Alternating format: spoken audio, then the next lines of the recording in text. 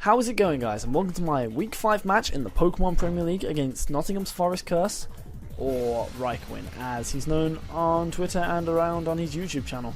I'll put a link to his YouTube channel and his Twitter in the description, as I always do with these matches, because quite frankly this is a good match, and he's a good guy, Reyes. He's done a lot of work for the league. Genuinely, he's done a lot of the work. He always updates all the spreadsheets, he does all the numbers, and yeah, like after this match we were just talking for about a good 40 minutes about it and just talking, like analysing it back and that. So yeah, just go and give him a check. He's got some really good fun content on his channel, and like one highlight for me in particular is the Raiquiz, which is genuinely one of my favourite like shows to watch on YouTube now. It's genuinely that good. It's so entertaining.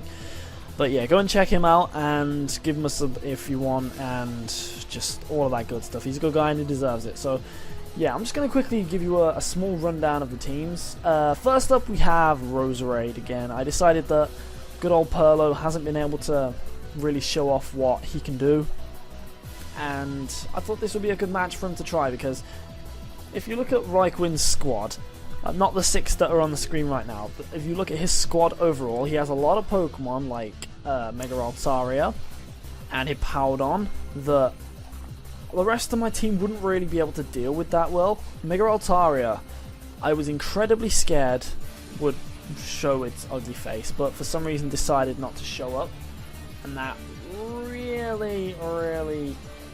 really didn't do me any favors. So well, it did do me favors in one sense, but if you think about it, I really wanted to prepare for that Mega Altaria, but I wasn't able to because he didn't bring it. So I spent a lot of time prepping, trying to think of ways to get around it, and he didn't bring it in the first place. So that didn't help me. But Roserade was simply brought in because I thought that getting a super effective Sludge Bomb off on it would have done a lot of damage and would have helped me out tremendously in taking that thing out. But my Roserade set this time was Timid Nature with 252 speed, 252 special attack, 4 HP. I gave it Sludge Bomb, Leaf Storm, Hidden Power Ground, and Spikes. I was so tempted to go for Sleep Powder over Hidden Power Ground, but in the end, Spikes just... oh my god. Sleep Powder over Spikes, sorry, I'm completely out of it today, but I wanted to go for Sleep Powder over Spikes, but I thought Spikes might have helped a bit more, considering he didn't really have a lot capable of rapid spinning besides Excadrill, and I wasn't really worried about Excadrill. But yeah, Leafeon's job in this game was essentially to deal with the Mega Altaria and all of the rock and ground types he had. I thought that it would do its job very well because I gave it Hidden Power Ground, so any Infinapes that decided to try and switch in on a Leaf Storm would take either a Sludge Bomb or a Hidden Power and just fall down, but as you'll see, it didn't quite turn out that way. Once again, for the 5th game running, I decided to bring Lumineon, and the reason for that was because I had a feeling that he had a lot of ground and fire types and a lot of physical attackers, and I thought bringing specially defensive Lumineon wouldn't be very useful, so I went and bred myself another physical one, and I made it completely physically defensive with like Impish Nature, no, I think I gave it Bold Nature, yeah, Bold Nature, Scold, U-Turn, Defog, Tailwind, the usual, and I thought that if I brought this thing to the game, I would be able to block a lot of the hits. I mean, the Rhyperior wouldn't have done that much to me with an Earthquake. I could switch in, threaten it out with a Scold, or keep the momentum with a U-Turn. I can switch in on a lot of things that this Infinite wants to do. A close combat will do over half, but it will mean that it's in a bad position, because then I can switch back out and go into something that can take it. Or I could literally just sponge up a Flare Blitz, because Flare Blitz does about 25-30% to it. I did do the calc. It was a very surprising amount. It didn't do much at all, and I can live a Thunder Punch off it. So that's an awesome thing, because Lumineon's job here was simply take hits, be a pivot. Lumineon was basically going to be the pivot. So yeah, that's awesome. I bought Reuniclus again because in the last game Reuniclus had a fantastic match, taking out 4 Pokemon. I brought the exact same set I did last time, which was Psyshock, Focus Blast, Recover, and Trick Room, because I had a feeling that Trick Room would have come in handy for Sylveon, and yeah, for that Sylveon and trying to get a sweep with Reuniclus, but Trick Room didn't really come into play that much. I don't think I even used it in this match, but the thing was, this Reuniclus, its job was simply to be able to sponge up some fighting type moves, sponge up some attacks, and soak up some status from Celebi if he decided to run Toxic or Thunder Wave on it. This Reuniclus did, I don't know, there's something about it I don't understand, because if you look at it in concept, it's genuinely not that great a Pokemon.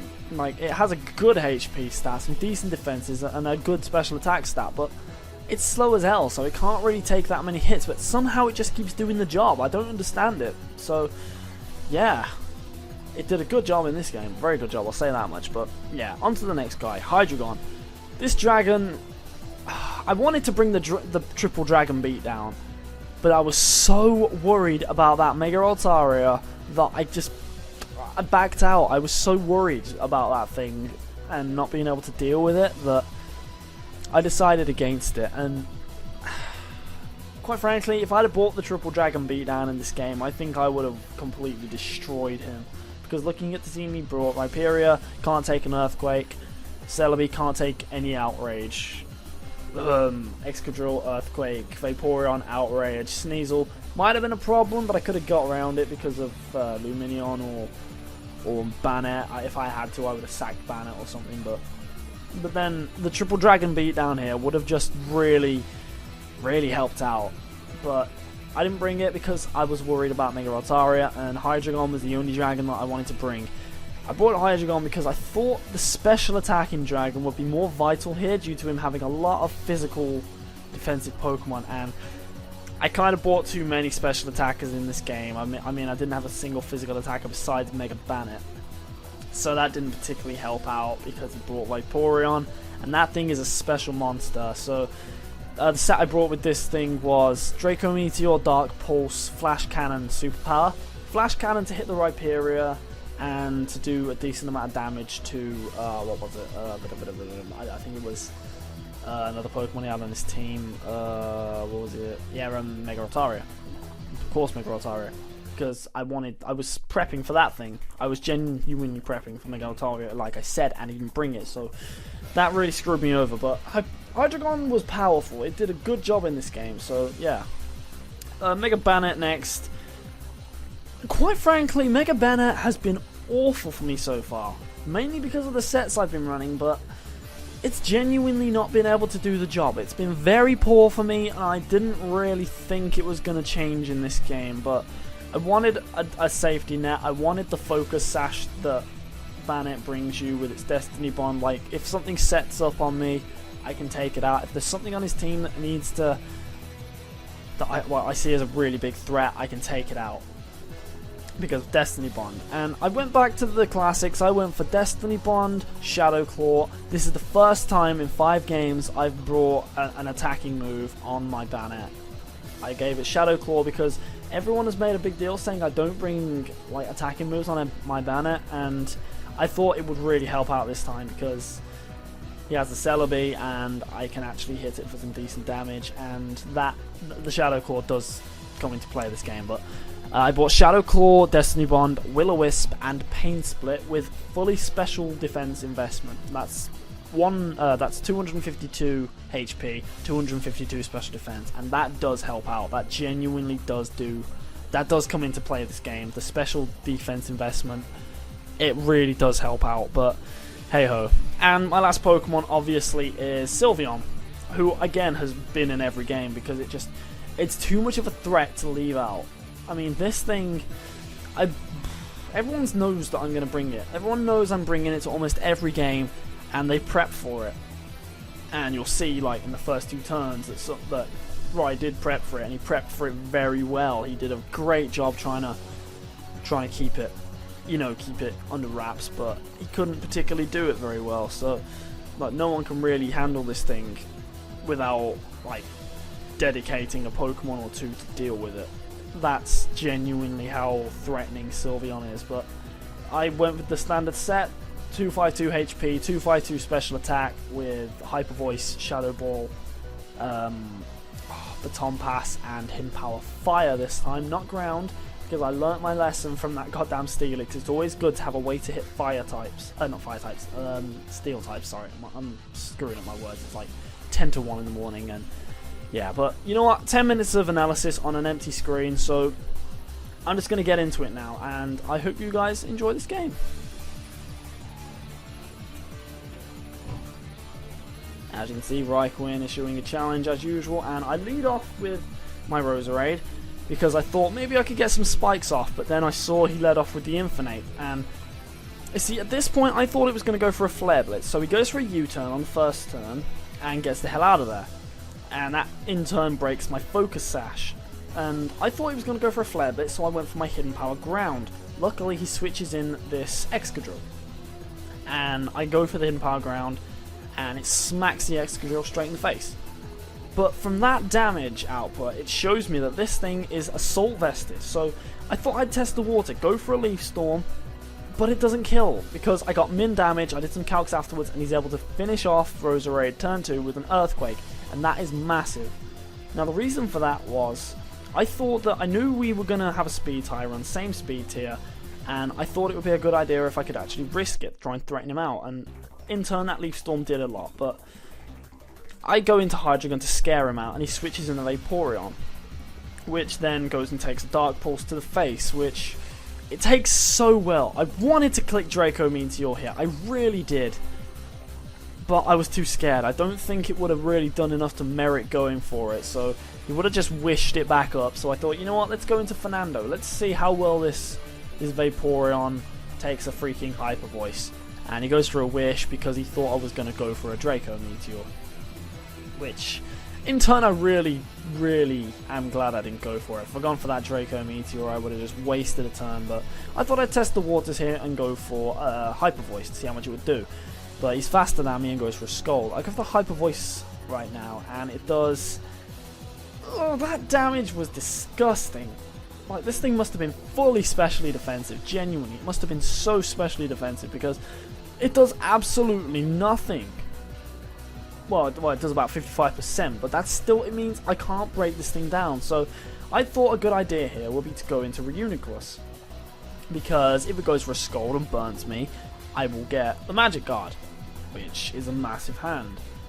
So that's a massive help to be able to not get hit by the burn. So he goes for a Scald to see how much it would do, and it does about the same amount as it would have done to Sylveon. So I go for a Psyshock here, and luckily it hits the physical defense. So that does a lot more than the Hyper Voice, but once again it gets the Wish health back. So this Vaporeon is an absolute monster. It's sponging up all of my attacks right now, and I've lost the only thing that is in my team that's capable of OHKOing it. So I had a feeling here that he was going to switch out because he didn't seem like the type of player that would want to wait around, and I skillfully go for the Focus Blast and take out the Sneasel. Now, the reason I went for that was simply because he didn't seem like he was the type that wanted to wait around and PP stall me forever. So I thought I would try and switch it up on the next turn and go for a Focus Blast. The worst thing that would have happened, he would have hit me with a Scold, but hey ho.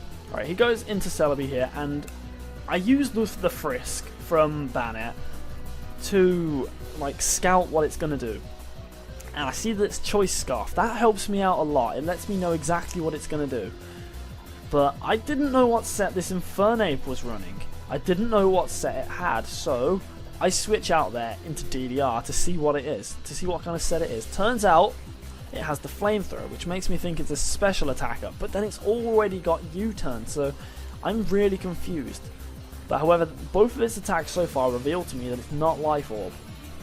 So that means that it's either going to be Scarf or Expert Belted, and that didn't look like Expert Belt damage, so he switches out next turn, and I go for a U-turn, knowing that he's not going to want to stay in. It gets a crit, unfortunately, but that didn't really do much to it, so I go back into my Bannet here, and I Frisk it again, and obviously it doesn't really matter because I already knew it had leftovers. So we basically just pulled like a double switch there, empty battlefield, and yeah, I Mega Evolve this turn because we have to Mega Evolve turn 1, that's one of the rules of the PPL, we have to Mega Evolve the first turn our Mega's in battle unless is switching out. So I Mega Evolve as it goes for a Scald. I really was praying and hoping for no burn here, and luckily it didn't get one. So I'll go for the Will-O-Wisp to see if I can get some residual damage off on it, like kind of negate those leftovers, because they were going to be a pain, an absolute pain. And if he wanted to get rid of them, he had to waste a turn of like taking Shadow Claw damage.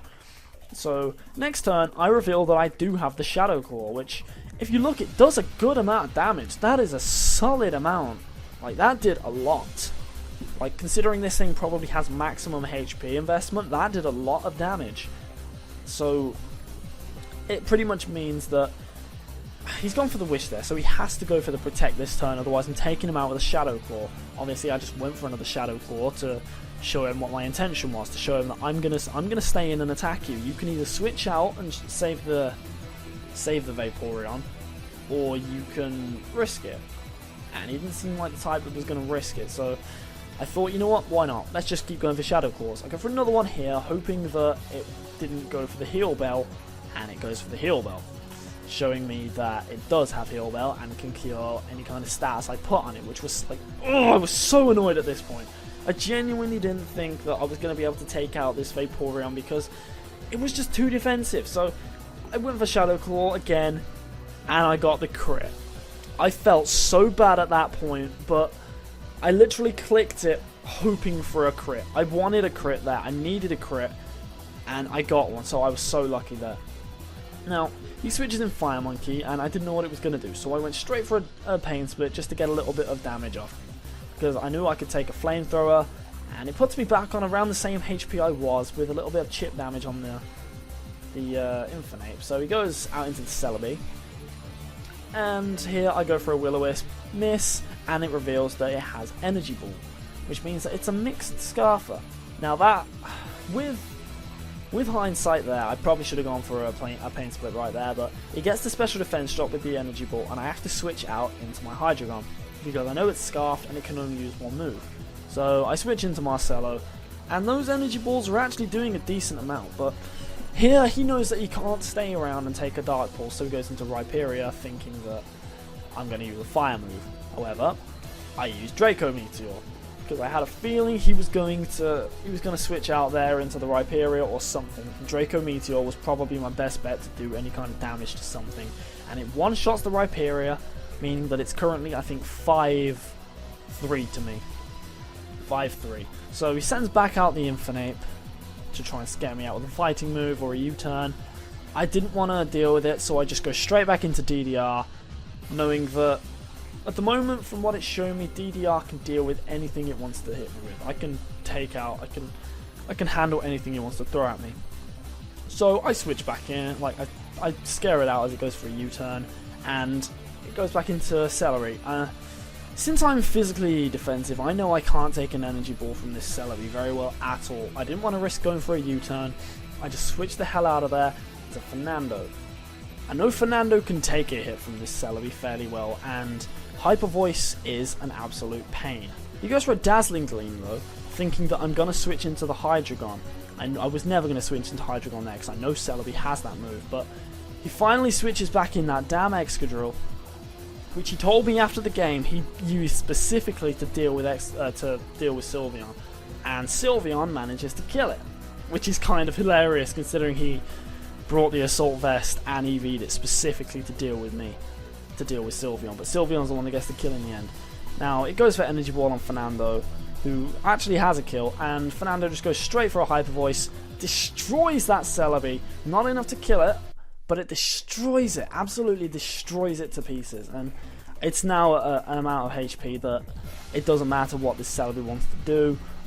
It can't kill Marcelo with 2 Energy Balls, luckily, and Marcelo's able to sponge up that second Energy Ball and finish it off with a Dark Pulse. Unfortunately, this does mean I'm going to die to Life Orb damage, but it didn't matter because at this point I knew I had the game. The only thing he had left was that Infernape, and I had both Mega Bannet, who has Destiny Bond if it was like a bit of a threat, and I also had Reuniclus, who had Psyshock, which would have just been able to wreck its life. So he switches in the Infernape, which he finally told me at that point it was Scarfed, which that Flamethrower did a lot of damage, but I go for the Psy Shock, and that is the game. I win this game 4-0, and yeah, Mega Bannet and Reuniclus and Hydreigon and everyone there just completely, they all had good games. I can't think of one Pokemon there that didn't have a good game or like did something that influenced the match in a positive way. Even Roserade at the start of the game, like falling to that Excadrill. The sole reason that I don't think Roserade had a bad game was that those 2 hits on that Excadrill literally meant that Fernando could be a threat to him. My Sylveon can be an absolute threat. I didn't think about it at the start of the game because I didn't think he'd have the balls to pull Assault Vest freaking Excadrill. I didn't think he'd have the balls to bring something like that, but he did. And it did work for him. Like, it would have died if it wasn't for that Assault Vest. Like, Roserade wouldn't have just destroyed it. It would have absolutely wrecked it, but right. He told me after the game that Excadrill wasn't max speed. It was something or other. I think it was like max attack, max HP, just to deal with Sylveon, and I originally at the time thought it was an offensive Excadrill with Assault Vest on it. No, he'd specifically given it max HP, and see, I used that Leaf Storm with Roserade thinking that it was max speed Excadrill, and I thought that it would be able to take it out, but I risked it, and it turns out I managed to weaken that thing enough to really show that I could really do some damage with something else. But whew, it's very, very late here, but heyo, that Hydreigon did a lot of damage now I think about it, but like I said, the only threat on his team really was that Vaporeon, and like the only thing that was really stopping me from dealing heavy damage to him was that Vaporeon and that Excadrill. I got rid of the Excadrill early on, and Vaporeon fell afterwards. So I managed to win the game, and someone just walked into my room, which is fantastic, but I managed to win the game beautifully, and that's it. So yeah, like I said, I'm going to put a link to his to his Twitter and his YouTube in the description, and you guys should honestly go and check him out. This was a great game, he's a great guy, and I really enjoyed it. So thank you very much for watching, guys, and I will see you next week, where we'll hopefully be able to possibly go top of the league. So that's pretty awesome. So thanks for watching, guys, and I will see you soon. Bye bye.